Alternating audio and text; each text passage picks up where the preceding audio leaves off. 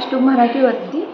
मी ना माझ्या महिन्याचा जो प्लॅन आहे, महिन्याचा जो बजेट आहे त्याचं जे आहे मोजमाप म्हणजे प्लॅन एक लिहून ठेवते अशा प्रकारे एका वहीत आणि त्यानुसार वागण्याचा बऱ्यापैकी प्रयत्न करते.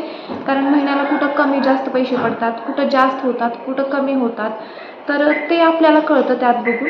आणि आपण बघा काय होतं की ह्या गोष्टी ज्या सेविंग करायच्या असतात, बजेट प्लॅन करायच्या असतात, त्या सहसा आपण आपल्या आईकडून किंवा आपल्या मावशीकडून, आपल्या आजीकडून शिकलेलं असतं. असं नाही की ते आपल्यातून आपल्याकडे आलेलं असतं.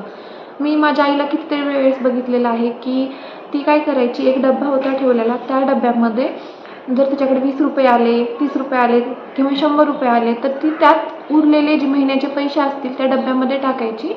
आणि त्या डब्यामध्ये जर 350 रुपये, 400 रुपये अशा प्रकारे पैसे झाले तर ते 400 रुपये त्यातले काढायचे आणि जी एक प्लेन नोट असते 500ची ती त्यात टाकायची. म्हणजे काय व्हायचं की तिचे ते पैसे तर तयारच व्हायचे 500 रुपये, पण जे सुट्टे पैसे तिच्याकडे यायचे ते ती खर्च करायची.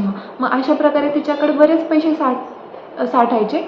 आणि एकदा तर तिने मला मदत पण केली होती. ज्यावेळेस माझी कॉलेजची फीस भरायची होती तर त्यावेळेस माझ्या वडिलांकडे पैसे थोडेसे कमी पडत होते, तर त्यावेळेस तिने मला 12,000 दिले होते फीस भरण्यासाठी. तर अशा प्रकारे हे पैसे उपयोगालाही येतात, कारण आपण जे सेविंग करतो ते उपयोगाला सुद्धा येतं. तर कशा प्रकारे सेविंग करायची आणि कसा बजेट प्लॅन करायचा ते मी कसा करते हे मी तुम्हाला दाखवणार आहे. आणि मी अचानक नाही शिकले, मी माझ्या आईकडं बघून, माझ्या सासूबाईंकडून बघून हे सगळं शिकलेली आहे. तर मी तुम्हाला माझा बजेट प्लॅन दाखवते महिन्याचा. तर त्याआधी तुम्ही जर चॅनलला सबस्क्राईब केलं नसेल तर चॅनलला सबस्क्राईब करा. व्हिडिओ आवडला असेल तर लाईक करा. आणि मी महत्त्वाच्या टिप्स तुम्हाला सांगणार आहे, व्हिडिओ शेवटपर्यंत नक्की बघा. तर हे आहे माझं महिन्याचं बजेट. 12,000 महिन्याला इशूचे पप्पा देतात. तर त्यामधले माझे किराणाला 5,000 जातात. आता किराणाला 5,000 का धरले मी, कारण त्यामध्ये गहू, ज्वारी, तांदूळ, ड्रायफ्रूट्स, डाळी वगैरे सगळं येतं. मग कधी कधी ते 4,000 किंवा 5,000च्या आतच होतं आणि 4,000च्या थोडंसं पुढं जातं. मग दूध म्हणलं तर दुधाला 900 रुपये असे लागतात. असं नाही, कधी कमी जास्त होतात, पण मी रोजचं दूध अर्धा लिटर घेते त्याचे 900 रुपये धरलेत. मग भाजी म्हणलं तर 2,000 धरलेत. मग त्यामध्ये फळं पण येतात, कारण ॲपलच तुम्ही बघितलं तर ॲपल महिन्यातून 4 वेळेस जरी आणले तरी काय होतं की 1,000 रुपयाचे तर फ्रूट्सच होतात आणि 1,000 रुपये भाजीपाल्याला. मग नॉनव्हेजचे वेगळे धरलेत, कारण मासे वगैरे येतात नॉनव्हेजमध्ये आणि चिकन, अंडी वगैरे येतात.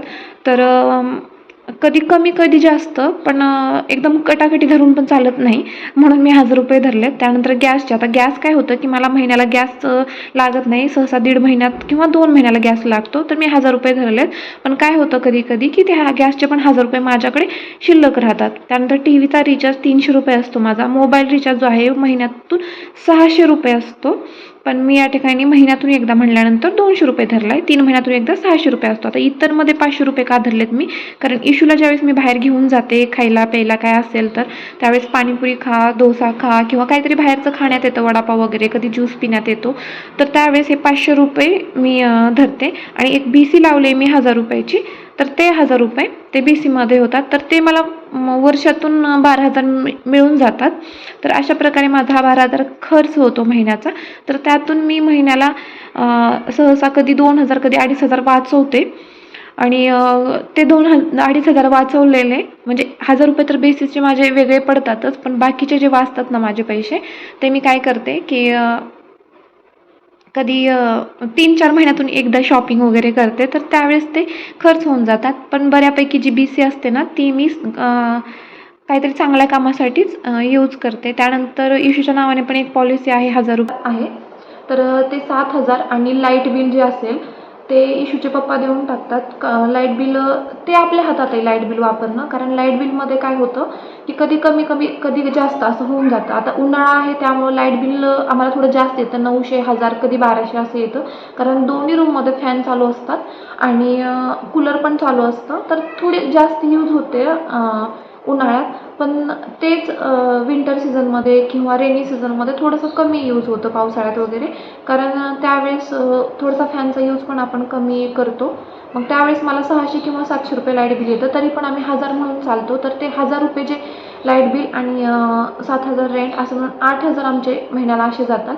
तर इकडचे 13,000 आणि ते 8,000 पकडले तर एकूण एक आमचा महिन्याला खर्च म्हणजे इशूच्या पप्पाला स्वतःला महिन्याला 5,000 लागतात. म्हणजे 5,000 धरूनच आम्ही चालत नाही, त्यापेक्षा थोडेसे जास्त पण लागतात, कारण पेट्रोलचा खर्च आला, बाहेर कधी काय खाल्लं पिल्लं ऑफिसला जाताना येताना, तर ते 5-6,000 जातातच. म्हणजे महिन्याचा ऑल अराऊंड खर्च आमचा एकदम बारीक म्हणून चालत नाही, तर बारीक खर्च धरून चालत नाही, ऑल अराऊंड 30,000 ते 35,000 आम्हाला महिन्याला लागतात. मग त्यामध्ये आमचा गोल्ड लोन पण आहे आणि त्यात पर्सनल लोन पण आहे. तर पर्सनल लोनचा वेगळा हप्ता कट होतो त्यांच्या सॅलरीमधून आणि गोल्ड लोनचा पण त्यांच्या सॅलरीमधून कट होतो. आणि कधी कुठं गावी जायचं आलं किंवा कधी कुठं ट्रॅव्हलिंग करायचं आलं तर त्यावेळेस वेगळा खर्च असतो, मग त्यासाठी वेगळे पैसे काढून ठेवावे लागतात. तर ते त्यांच्या सेविंगमधून म्हणजे त्यांचे जे पेमेंट येते त्यामधून ते 1,000 रुपये 2,000 रुपये असे वेगळे ठेवतात. तर कधी कुठं गावाला गेलं तर त्यामधूनच ते खर्च करतात. तर अशा प्रकारे आमचा महिन्याचा खर्च आहे, महिन्याचं बजेट आहे. तर तुम्ही अशा प्रकारेच बजेट करता का किंवा यापेक्षा तुमचं काही वेगळं बजेट असतं, तर ते नक्की तुम्ही मला कमेंट करून सांगा. आणि व्हिडिओ आवडला असेल तर नक्की लाईक करा, शेअर करा, चॅनलला सबस्क्राईब करा आणि काही चुकलं असेल तर नक्की ते पण सांगा. मी पुढच्या व्हिडिओमध्ये ते थोडंसं ॲड करण्याचा प्रयत्न करेन. तर तोपर्यंत bye, take care, love you.